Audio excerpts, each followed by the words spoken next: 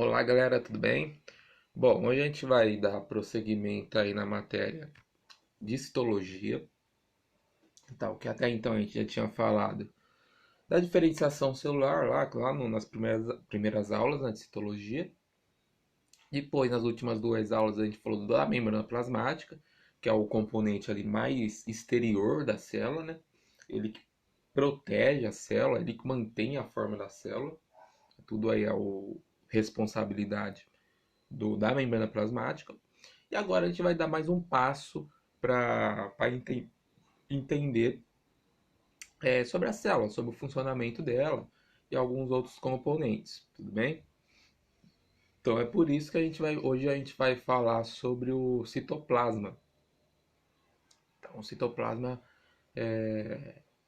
o quanto a gente falou da membrana, que é a parte mais, como eu acabei de falar, a parte mais exterior da célula, o citoplasma vai ser todo um líquido ali, um líquido meio gelatinoso, que vai estar contido algumas estruturas que a gente vai ver hoje, tudo bem? Bom, então o que que é o. Primeiramente, o que que é o citoplasma? Onde fica situado o citoplasma? O citoplasma vai ser toda a estrutura que vai estar entre a membrana celular e, o núcleo celular. Então, o desenho aqui, como ele é bem autodidático, vamos dizer assim, então o citoplasma, ele é todo ali, ó, entre a parte mais amarela, que é a membrana plasmática, a membrana celular, e o núcleo ali, ó, que vocês estão vendo bem, um azul mais forte, toda essa região de azul mais claro é o que? É o citoplasma, tudo bem? Esse citoplasma vai ser preenchido por citosol. Citosol é um líquido gelatinoso, que vai estar contido diversas é, estruturas, moléculas em si. E além disso também, dentro desse citoplasma, é onde vai estar contido ou situado as organelas citoplasmáticas. Então, como o próprio desenho já mostra aqui embaixo, né? É, vai ser onde vai estar inseridos os ribossomos, as mitocôndrias, os retículos endoplasmáticos, os próprios centríolos também, lisossomos, etc. Então, todas essas organelas citoplasmáticas vão estar presentes no citoplasma, tudo bem?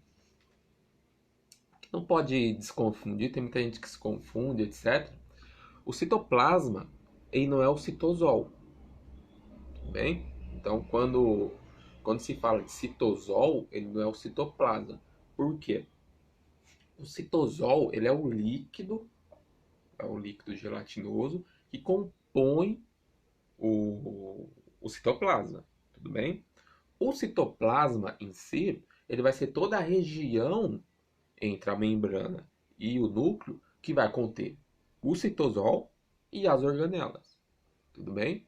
Então, tem essa diferenciação entre citoplasma e citosol, ok? E eu também coloquei ali, né, hialoplasma. Hialoplasma é uma denominação meio antiga é, do citosol. Então, se vocês encontrarem questões, literaturas, apostilas falando sobre hialoplasma, é, eu coloquei errado ali, né? Eu coloquei hialoplama. É hialoplasma, desculpa. Se vocês encontrarem sobre hialoplasma falando, é o que? É o citosol. Só que antigamente se chamavam desse jeito, ok? Bom, uma coisa que é bem importante, até coloquei como observação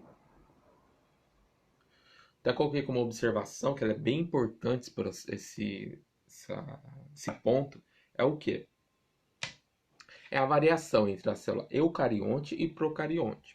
Por quê? A célula eucarionte, como eu coloquei lá no slide anterior, o citoplasma vai da membrana plasmática até o núcleo, tudo bem? Então, essa é a célula procarionte, o do slide anterior que a gente viu.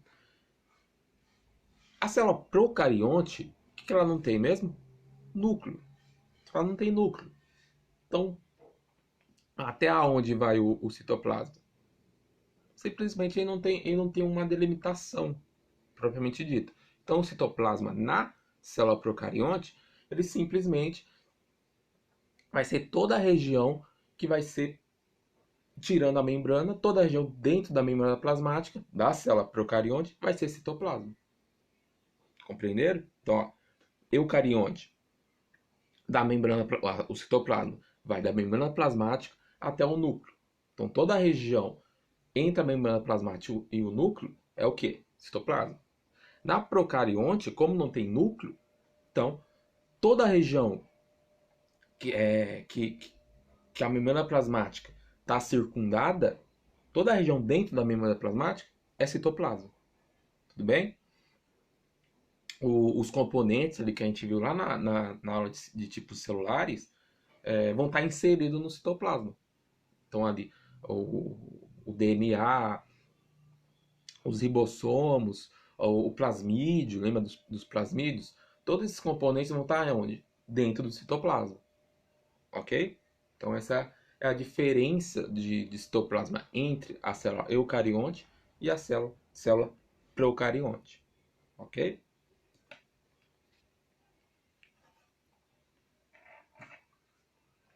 Bom, e o citosol, como a gente já falou, né? Então é uma composição líquida,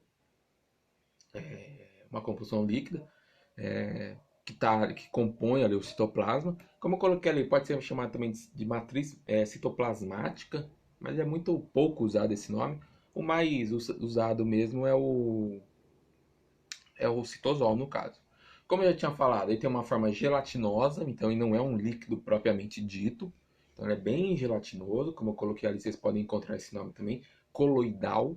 Então, se vocês veem coloidal, é uma consistência gelatinosa. Então ele não é totalmente líquido esse citosol. Então pensem assim, numa gelatina. Então tem lá vocês colocam ele num pote a gelatina. O, o pote em si seria a membrana plasmática. As paredes do pote seria a membrana plasmática. E a gelatina em si, no interior desse pote que você colocou a gelatina, seria o citosol. Então tem essa consistência, tudo bem? E ele é composto do quê? Ele vai ser composto de água, íons. Então, você vai ter potássio, você vai ter cálcio, você vai ter dezenas de outros também, tipos de íons, hidrogênio, por exemplo. Então, a gente vai ter glicose, que é um carboidrato, ácidos nucleicos, então lá o RNA, os aminoácidos, que é o componente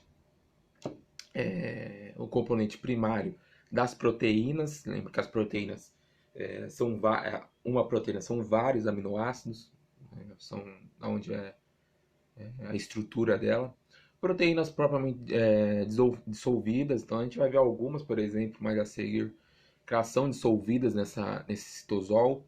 E os lipídios, que são lá os óleos, as gorduras. Então todos esses componentes estão dentro do citosol.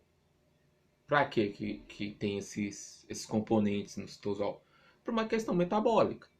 Então, todos os componentes que eu acabei de falar, água, íons, glicose, todos eles vão ser envolvidos o quê? Em processos metabólicos da célula. Tudo tem um porquê. Tudo bem? Bom, então finalizar essa parte de citoplasma, né? Então, o citoplasma é bem básico, assim, não tem muito conteúdo, vamos dizer assim. A gente entra no citoesqueleto. Então, o que é o citoesqueleto? O citoesqueleto ele é filamentos proteicos, então vindos organizados por meio de proteínas, que, como coloquei ali no slide, ele está presente nos eucariotos.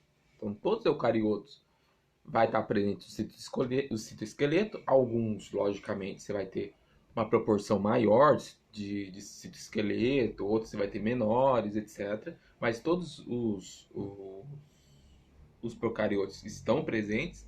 E nos eucariotos, perdão, e nos procariotos estão ausentes. Então a gente não tem citoesqueleto nos procariontes, ok?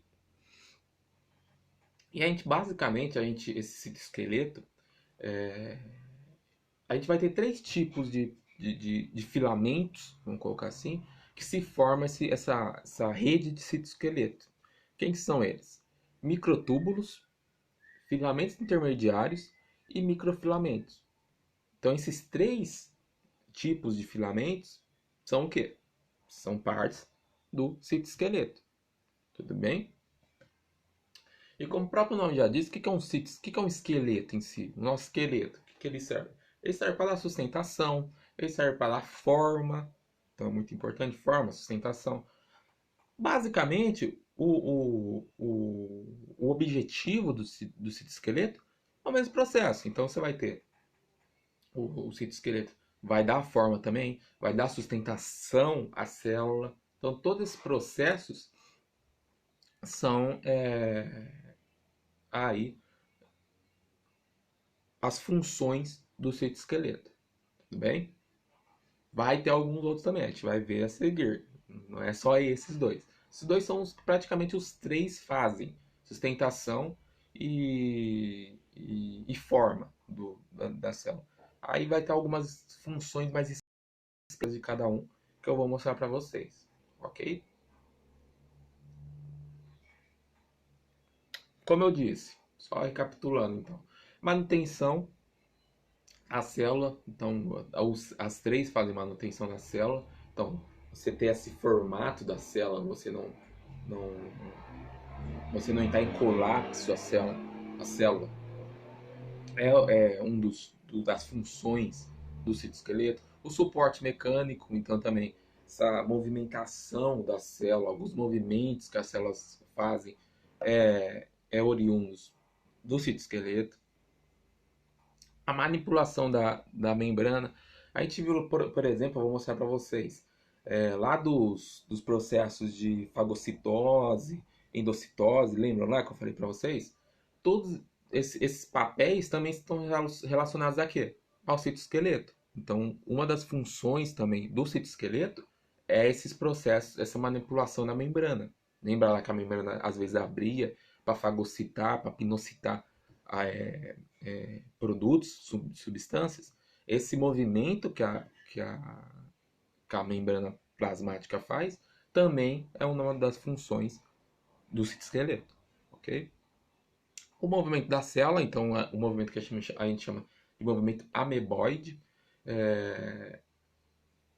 Jogam aí no Google aí, amebas. Acho que todo mundo já ouviu aqui falar sobre amebas. Amebas é um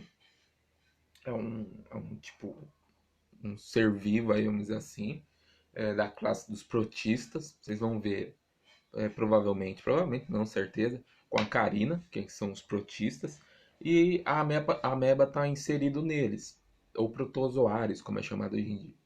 Todo mundo já ouviu falar sobre as amebas, etc. Talvez nunca viram um vídeo, etc. Mas jogam aí no Google aí, amebas. O movimento ameboide, que vem de amebas, quer dizer o quê? Que a célula em si, ela vai mudar toda a estrutura dela para quê? Para a célula se movimentar. Isso ocorre muito com o quê? Com as amebas. As amebas, para locomoção dela, elas vão mudar completamente a forma da célula delas para ter essa locomoção. Tudo bem? Então esse é um movimento ameboide, ok? Formação dos cílios e flagelos, a gente vai ver também o que é cílios e flagelos. São estruturas ali de locomoção. Formação do fuso mitótico, isso está relacionado à divisão celular. A gente vai ver daqui umas aulas a divisão celular. E o movimento das organelas da vesícula, do interior da célula. A vesícula, que eu falei, às vezes as células formam vesículas para expulsar substâncias, como a gente viu lá nos transportes. E o movimento das organelas também. As organelas podem se movimentar dentro da célula. Então elas não são basicamente estáticas, elas podem se movimentar. Tudo isso relacionado a quê? Ao citoesqueleto, ok?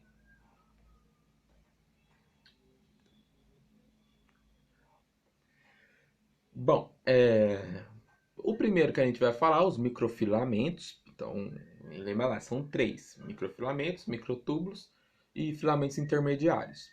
Microfilamentos, eles são os menores dos citoesqueletos, eles são bem fininhos. E eles são constituídos principalmente de actina. Eu já falei de actina para vocês, que é uma das proteínas do tecido muscular. Lembra lá? Actina e miosina. Então, a actina é o que compõe os microfilamentos, a proteína que compõe os microfilamentos. Cada bolinha que vocês estão vendo nesse desenho do lado aqui, ó, cada bolinha dessa é uma unidade ou subunidade, como está ali, né, de actina, então de proteína, da actina, tudo bem? Ela forma uma espiral, então os microfilamentos eles vão ter esse formato espiralado, então basicamente vão ser duas cadeias de actina, elas vão interlaçar. Então vocês imaginam, sei lá, dois cadarços, vocês torcem ele, isso vai ser um microfilamento. E o papel estrutural dela é produzir tensão. Então, na célula em si, ela vai produzir uma tensão muito forte. Para quê? Para a célula não se o formato dela não se degradar o formato dela. Tudo bem? Algumas funções específicas que eu vou falar aqui para vocês. Como eu falei, é o movimento ameboide. Então esse movimento de que eu falei para vocês, jogam aí no Google, se tiver agora mesmo, vocês vão estar assistindo, puxa uma aba pro lado e joga no Google aí. Amebas, coloca amebas, ou movimento amebas, etc. E vejam, uma atividade aí dentro da aula para vocês. Pausem esse vídeo, puxa uma aba no YouTube e olhem o movimento ameboide. Como eu falei, é um movimento que vai mudar completamente a forma celular. Para quê? Para se locomover, ok? E outras duas também é a contração e a divisão celular. A contração, principalmente, porque os microfilamentos estão por ter actina, estão muito ligados às células musculares, então o tecido muscular. Quando você contrai, ó, quando você contrai assim, as células de actina, né, a proteína, perdão, de actina, juntamente com a de miosina, entrando em contração ali. E a divisão celular também, como eu falei, a gente vai ver mais a seguir o que é a divisão celular. Basicamente, só dando uma pincelada aqui, a divisão celular vai ser quando uma célula vai se transformar em duas. Então, é o que a gente chama de célula-mãe e as células filhas, que é o que vai originar a célula-mãe. Ok?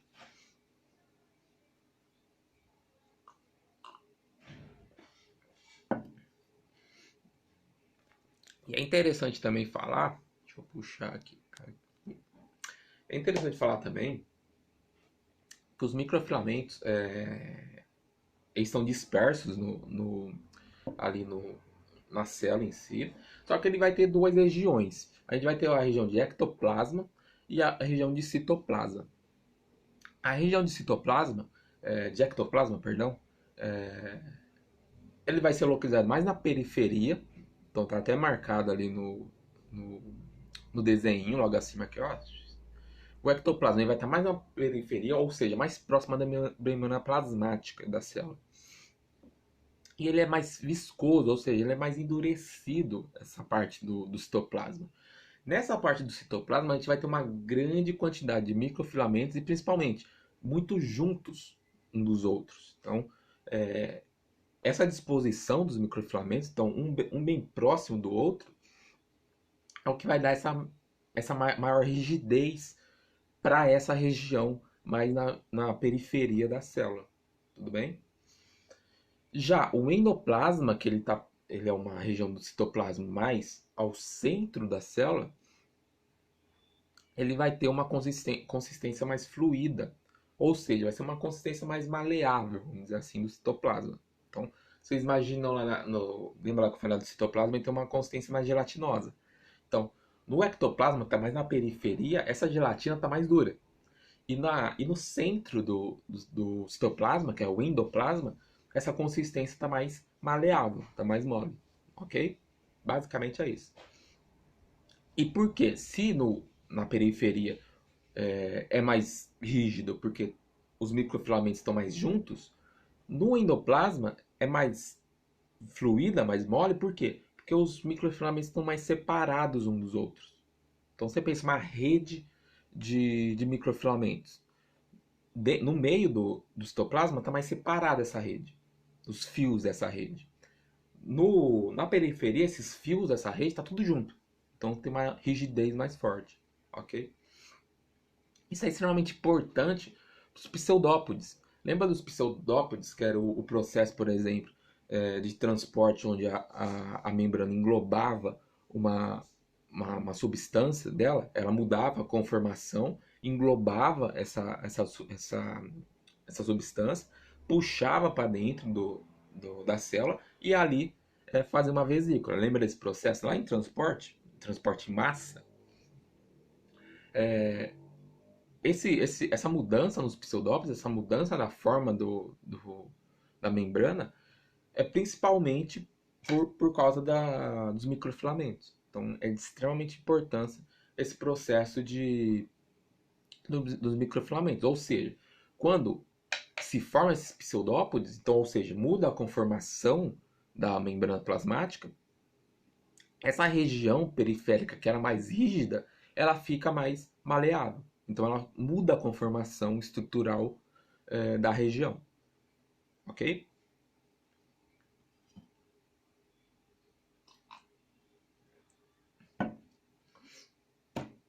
Os filamentos intermediários.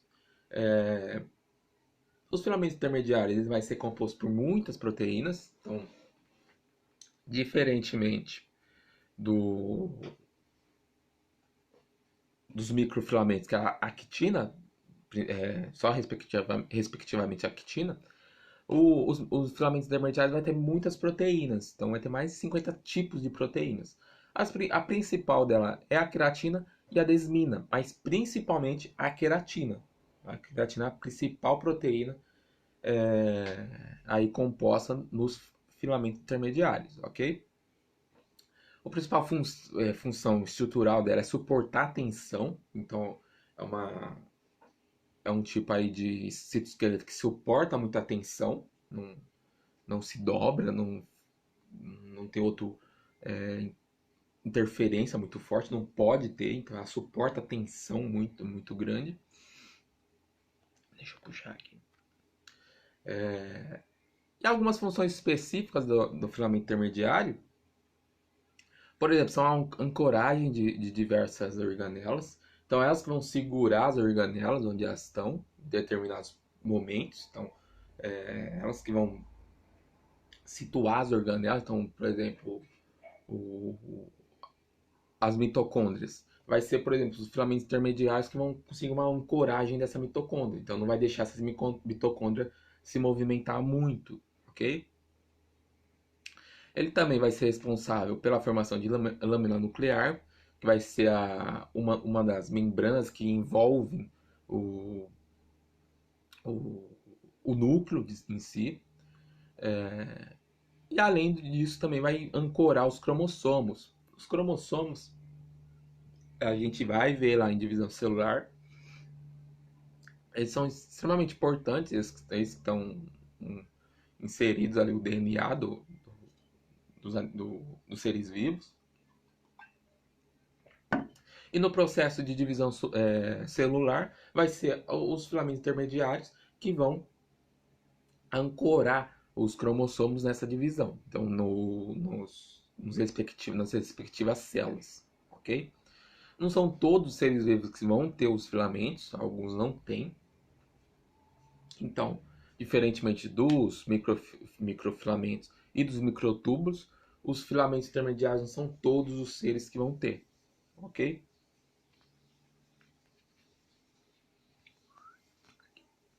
Bom, e aí a gente chega nos microtúbulos, que são os maiores, a maior estrutura do citoesqueleto. O, Os microfilamentos são os menores, são bem finos. Os filamentos intermediários, como o próprio nome já diz, é um tamanho intermediário, então fica entre os microfilamentos e os microtúbulos, que são os maiores do citoesqueleto. Eles são constituídos principalmente por uma outra proteína chamada tubolina. Então, até lembrar pelo nome, é o microtúbulo tubolina. E como vocês estão vendo no desenho aqui, ó, eles vão formar tubos. Então, você vai ter as unidades de tubolinas, que são essas bolinhas. A gente vai ter dois tipos de tubolinas, que é a tubolina alfa e a tubolina beta. Vocês estão vendo ali, marcada ali, ó, por alfa e beta. E a junção dessas tubolinas, elas vão começar a formar ali meio que uma espiral, né? E vai formar um tubo oco. Então, e bem longo também. Então, o microtúbulo em si é formado por diversas unidades de tubolinas, ok? O principal papel da microtúbulo estrutural é a resistência à compressão. Então, quando você comprime a célula, quem não deixa comprimir a célula é quem?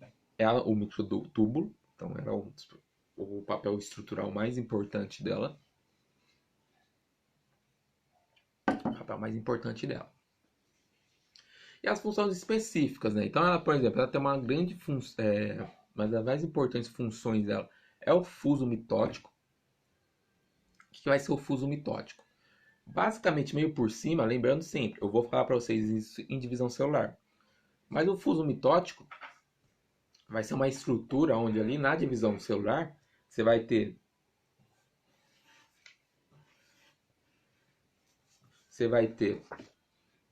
duas células se separando. O fuso mitótico vai ficar bem ao centro ali, ajudando nessa divisão, ok?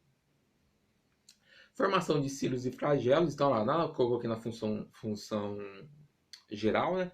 Que uma das responsabilidades do esqueleto era a formação de cílios e flagelos. Quem que é responsável por isso?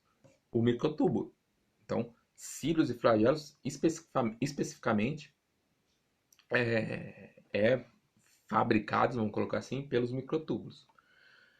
E um que eu já mostrei também anteriormente, que são os movimentos das organelas celulares e dos cromossomos. Então, também, lá na divisão celular, o microtúbulo vai ser uma do citoesqueleto ali que vai ser responsável por essa movimentação do cromossomo na divisão celular, ok? Como eu coloquei ali, ó, no processo de mitose. Então a gente vai ver isso mais a seguir, mais para frente, né? Quer dizer, nesse processo de mitose e meiose. Tudo bem? Um tipo de microtúbulo são centríolos. Centríolo vai ser um cilindro também, então vai ser uma forma cilíndrica. Ele vai ter uma conjunção. Ele vai ser unido por 9 conjuntos de 3 microtúbulos. Vou mostrar para vocês. Olha essa imagem aqui. Isso é um microtúbulo visto assim, ó. Então vocês pensam assim, vocês estão vendo o microtúbulo assim, ó. Tudo bem? Aí se vocês pegarem esse microtúbulo e verem assim, qual que vai ser a conformação desse microtúbulo? Ele vai ter 9 unidades de microtúbulos, como vocês estão vendo. Se vocês contarem aqui, ó, vocês vão contar 9. E esses 9, cada grupo desses 9 conjuntos vai ter o quê? 3 microtúbulos. Então, ó, vou repetir. Vocês vão ter as 3 bolinhas que vocês estão vendo são 3 microtúbulos, ok? Para se formar um centríolo, vai ser esses três microtúbulos, só que vai ser 9 conjuntos dessas microtúbulos formado por três unidades, como vocês estão vendo na imagem. A imagem de baixo também dá para ver uma forma mais bacana dela, como sendo um tubo mesmo. Então vocês veem, ó, são 9 unidades de 3 microtúbulos, ok? Isso é um centríolo. Qual que é a função dos centríolos? principalmente orientar a divisão celular. Então, ali o fuso mitótico que eu acabei de falar é principalmente originado pelo centríolo. Então, esse é um dos papéis mais importantes dele, disparadamente, porque vocês vão ver que a divisão celular é a base da vida, praticamente. É uma coisa maravilhosa, é linda de se ver, vocês vão ver. E ele é que orienta essa divisão celular, por meio do fuso mitótico, ok? E origina os cílios e flagelos. Então, os cílios e flagelos, que eu vou falar no próximo slide, são originados pelos centríolos. Centríolos esses que são formados a partir de microtúbulos. Tudo bem?